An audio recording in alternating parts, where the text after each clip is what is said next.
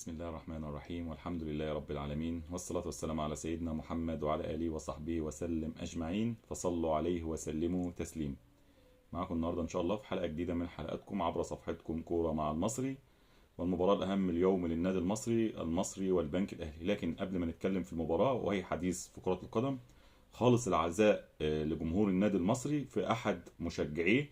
محسن مشجع النادي المصري، خالص العزاء لجمهور المصري ولأهله الصبر والسلوان، فاللهم اغفر له يا رب وارحمه. نتكلم كان عزاء واجب فلجمهور النادي المصري، فنتكلم بقى كده على المباراة. يعني مباراة البنك الأهلي اليوم مباراة صعبة، مش مباراة سهلة. النادي المصري النهاردة يعني راجع، خسر مباراة بتروجيت في الأسبوع الماضي. النهاردة احنا في الأسبوع العاشر، مباراة مهمة للنادي المصري قبل التوقف الدوري. فالنهارده قبل ما نتكلم برضو في مباراة البنك الأهلي كده، نتكلم في ملخص سريع عن مباراة بتروجيت السابقة. يعني خلاص ممكن ما عادش وقتها، لكن هنتكلم فيها بما ان احنا كنا عاملين ملخص للمباراة. ونتمنى ان الاخطاء اللي لعيبة النادي المصري وقعت فيها في مباراة بتروجيت ما تقعش فيها اليوم في مباراة البنك الأهلي. اه في اخطاء تحكيمية، لكن في كان اخطاء للعيبة. نتكلم كده ونشرح مع حضراتكم بالصوت والصورة برضو، يعني فيديو للقاء.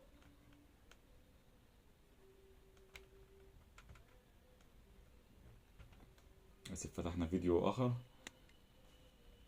طبعا المصري خسر المباراة بنتيجة 3-2، كان في الأسبوع التاسع، يعني نتيجة غير متوقعة طبعا. نتيجة 3-2 طبعا المصري خسر بالنتيجة، وكان في أخطاء تحكيمية، لكن يعني خلاص مباراة وعدت. نتمنى لعيبة النادي المصري النهاردة تكون مركزة. الجهاز الفني بقيادة الكابتن نبيل الكوكي يكون مركز النهاردة إن شاء الله، واللعيبة ترجع الفرحة لجمهورها مرة أخرى. المباراة بدأت طبعا النادي المصري وبتروجيت. المصري كده يعني هنتكلم برضو ملخص سريع كده بقى، يعني عشان حتى لا نطيل على مسامعكم برضو. بتروجيت يعتبر بدأ بالسيطرة في المباراة. يعني أول تلت ساعة كده النادي المصري يعتبر ما جاش المباراة، سيطرة لفريق بتروجيت من الجانب الأيسر ناحية النادي المصري، ناحية الجانب الأيمن للنادي المصري. فالمصري اجى المباراة بعد ما دخل فيه الهدف في الدقيقة تقريبا 20. يعني زي ما حضراتكم شايفين كده بتروجيت سيطر كتير في بداية المباراة. نجري كده مع حضراتكم كده حتى نوصل للأهداف يعني. ده برضه هدف للنادي المصري، هدف ملغي. مش عارف بصراحة بداعي التسلل ولا ايه الفكرة في إلغاء الهدف، لكن بعد الرجوع للفار اتضح ان فيها راية واوفسايد.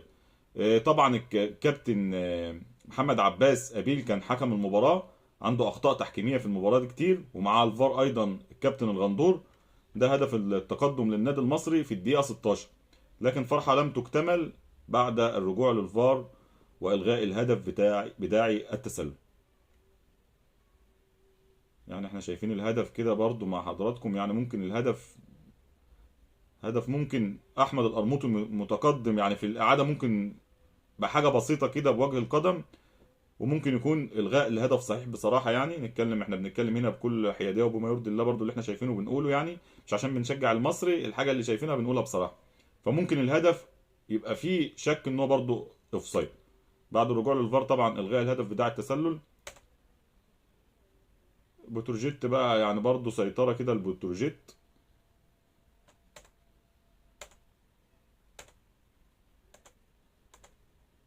ده اعتقد ده هدف بتروجيت. دي الخطا هنا بقى لعيب بتاع بتروجيت الباك الشمال، واخد الكرة من نص الملعب ومفيش اي حد بيقابله خالص، لحد ما وصل على حدود ال 18 النادي المصري وعمل اوفر.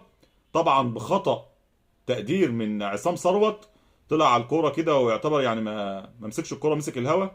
فخطا من عصام ثروت، وطبعا لاعب بتروجيت احرز الهدف الاول. فده خطا برضه، خطا يعتبر خطا دفاعي، وخطا اكتر لحارس المرمى عصام ثروت.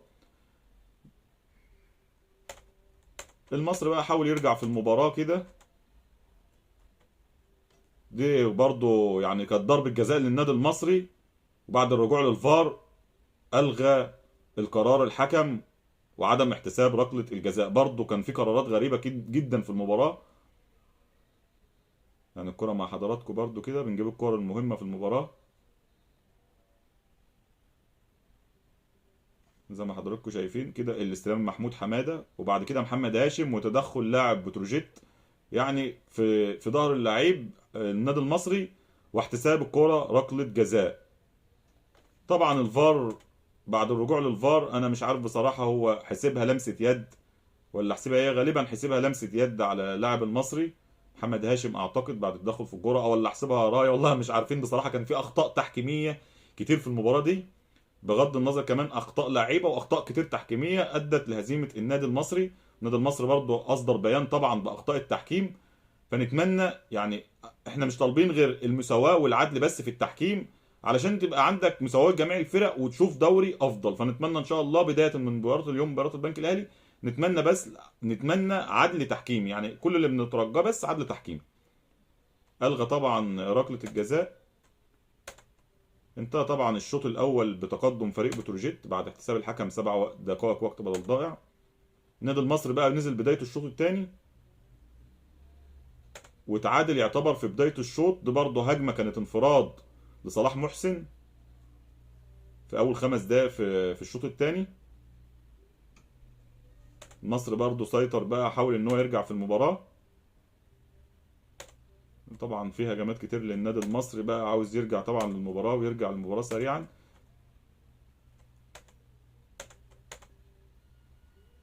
طبعا في الشوط الثاني نزل عمر الساعي وعمل خطوره وشكل خطوره واحرز ايضا هدف.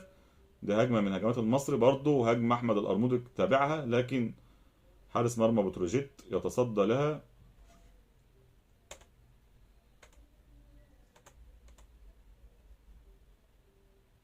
ده اعتقد هدف التعادل للنادي المصري. لا دي كرة برضه خطيرة النادي المصري، بس عايزين نقف عند اهداف. ده هدف النادي المصري، تسديدة كرة ملعوبة طبعا. لا دي كرة محمود حمادة برضه، كرة انفراد وضيع. النصر ضيع كتير في المباراة دي يا جماعة بصراحة، ضيع اهداف كتير، وده اللي خلى النادي المصري يندم في المباراة بعد ما انت عملت ريمونتادا ورجعت. استقبل بتروجيت رجع بهدف التعادل وبالهدف الثالث بضربة جزاء. ده فاول طبعا النادي المصري كده على حدود ال 18. ده بقى هدف التعادل. هدف التعادل كرة ملعوبة يعني، بص اسهل لمسات 3 لمسات بالظبط من عنده مغيشة من خط الدفاع، لعب كرة طويلة كده لحسن علي، وحسن علي ثرو باص لصلاح محسن، واستلام ولا اروع من صلاح، وتسديدة بدون تفكير. هدف عالمي يعني. الهدف ده ما خدش يعني انه اتعمل له ضجة وحلاوة برضو ان المصري خسر، فكان هدف من اروع اهداف النادي المصري يمكن في الدوري كمان، هدف مميز جدا. هدف التعادل للنادي المصري. طبعا النادي المصري حاول يرجع بعدها على طول بعد الهدف باقل من دقيقتين بجمله برضو ملعوبه مغيشه في جنب اليمين للنادي المصري، حسن علي واستلامه، واحمد القرموطي كان واحد من نجوم المباراه لعمر الساعي، تسديده على طول ارضيه كده، كره ارضيه من احمد القرموطي وارضيه ايضا من عمر الساعي، والهدف الثاني للنادي المصري في الدقيقه 65. النادي المصري تقدم في المباراه وضيع بعد ايضا الهدف الثاني برضه اهداف كان ممكن يعزز الهدف. بتروجيت بقى في الدقيقه، ده بقى هدف بتروجيت، هدف التعادل لبتروجيت في الدقيقه 78.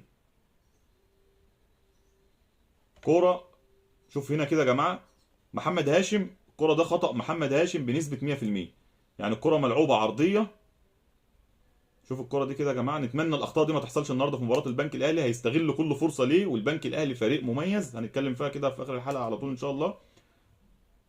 الاوفر اتلعب، محمد هاشم لو اخد خطوه ورا بس في اللعبه دي، يعني اتمنى الصوره تكون واضحه، لو خطوه واحده ورا كمدافع كان طلع اللعبه دي بسهوله، لكن هو عمل جامب في الفاضي.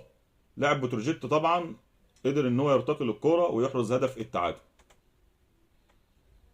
ضربه جزاء بقى اللي كان عليها اللغط الكتير من وحي الخيال كده، مش عارفين الحكم، الفار رجعه ليها، يعني الحكم كان قريب لها في المباشر، الفار رجعه للكوره وقال له ارجع احسب ضربه جزاء. شوفها كريم العراقي ما تدخلش على رجل لاعب بتروجيت خالص، يعني خلاص هي المباراه عدت. احنا برضو قلنا ان احنا نتكلم معاكم في المباراه، بما ان احنا كنا عاملين ملخص وما اتكلمناش فيه في المباراه وقتها، يعني اسفين برضو، فقلنا يبقى ملخص للمباراه وملخص ايضا نتكلم فيه على مباراه البنك الاهلي كده سريعا ان شاء الله.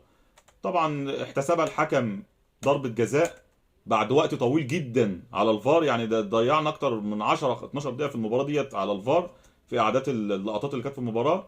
قدر بتروجيت يحرز الهدف الثالث من ركله الجزاء ويفوز بتروجيت 3-2 باخطاء تحكيميه واضحه في المباراه، وايضا اخطاء للاعيبه النادي المصري في تمركزات وخطا حارس مرمى. نتمنى ان شاء الله في مباراه اليوم، مباراه صعبه مباراه البنك الاهلي، عدم تكرار الاخطاء، والكابتن نبيل ان شاء الله يكون موفق ويعالج الاخطاء اللي ارتكبها اللعيبه في مباراه بتروجيت. وان شاء الله النادي المصري النهارده قادر يرجع الفرحه لجمهوره. مباراه مهمه جدا، مباراه مهمه جدا قبل التوقف الدولي. يعني مباراه انت محتاجها عشان يبقى في توقف بعد المباراه دي بعد الاسبوع العاشر. فنتمنى النهارده ان شاء الله اللعيبه ترجع الثقه لجمهورهم فيهم، ويرجعوا ثقتهم ايضا في انفسهم. فمباراه البنك الاهلي النهارده مباراه صعبه، مباراه ما هيش سهله، بتلاعب فريق قوي مدعم، يعني بافضل سكواد من افضل 4 فرق في الدوري، مع المصري مع البنك الاهلي مع الاهلي مع الزمالك مع بيراميدز مع سيراميكا. ففرق من الفرق اللي مدعمه. يمكن المصري اقلهم في التدعيم، ما دعمش بصفقات هذا الموسم، يمكن 3 صفقات فقط. لكن النادي المصري بإشادة الجميع بدأ بمستوى كويس جدا في أول 5 لقاءات أو أول 5 أسابيع، في تذبذب في الأداء. بعد كده تعادل مع الحرس، تعادل مع فاركو، خسارة من بتروجيت، خسارة من الزمالك. فنتمنى تصحيح الأخطاء. مباراة صعبة اليوم. البنك الأهلي لو هنتكلم عليه معاه مدير فني مخضرم ومحترم في الدوري المصري بقيادة الكابتن أيمن الرمادي، من الأجهزة الفنية أو من المدير الفني اللي أنا بحبه بصراحة، بحب طريقة لعبه. مدرب شخصية هادية، من افضل مدربين الدوري المصري، مش من الموسم ده، من المواسم السابقه. ايضا عنده بطولات في الدوري سواء مع سيراميكا كاس الرابطه او مع نادي الزمالك في فتره مؤقته، وفتره قدر ان هو يحسم بطوله كاس مصر. فجهاز فني قدير كابتن ايمن الرمادي. لكن النهارده نتمنى يعني ما يكونش موفق قدامنا، لكن التوفيق نتمنى له يحالفه في المباراه اللي بعدين على طول. لكن مباراه صعبه ما هي سهله على النادي المصري. ايضا البنك الاهلي عنده مفاتيح لعب خطيره بقياده محمد ابراهيم نص صانع اللعب، نص ملعب صانع لعب، ايضا حسين فيصل، ايضا ياو النور، احمد ياسر ريان. فاكتر من لعيب في البنك الاهلي مميز. اتمنى ان شاء الله النادي المصري يكون مذاكر النهارده. النادي المصري ايضا لا يقل على لعيبته على لعيبه البنك الاهلي. لعيبه النادي المصري ايضا عندك مفاتيح لعب دغموم، عندك صلاح محسن، عندك عمر الساعي، منذر طمين. الفرقه كلها ان شاء الله النهارده. بس المصري يعني حته مركز 6 دي اللي عندنا النقص فيها النهارده للايقاف، سواء محمد مخلوف او اللاعب مغيشه برضو بيلعب في حته 6. فالنهارده نتمنى ان شاء الله الكابتن نبيل يعني يقدر ان هو باذن الله يبدا بتشكيل كويس واللعيبه تكون موفقه اليوم النهارده ان شاء الله. وانا شايف ان المصري هيحسم المباراه النهارده برغم صعوبه المباراه، لكن النادي المصري ان شاء الله قادر النهارده على الفوز. وتوقعوا معانا كده النهارده نتيجه المباراه في الحلقه. طبعا شرف لينا متابعتكم وتوقعاتكم طبعا عبر صفحتنا.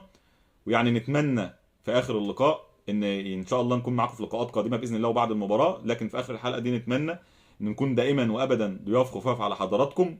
وما اجمل بدايه ونهايه للكلام، بالصلاه والسلام على سيد الانام سيدنا محمد صلى الله عليه وسلم. فصلوا عليه وسلموا تسليما. وشكرا لكم، والسلام عليكم ورحمه الله وبركاته.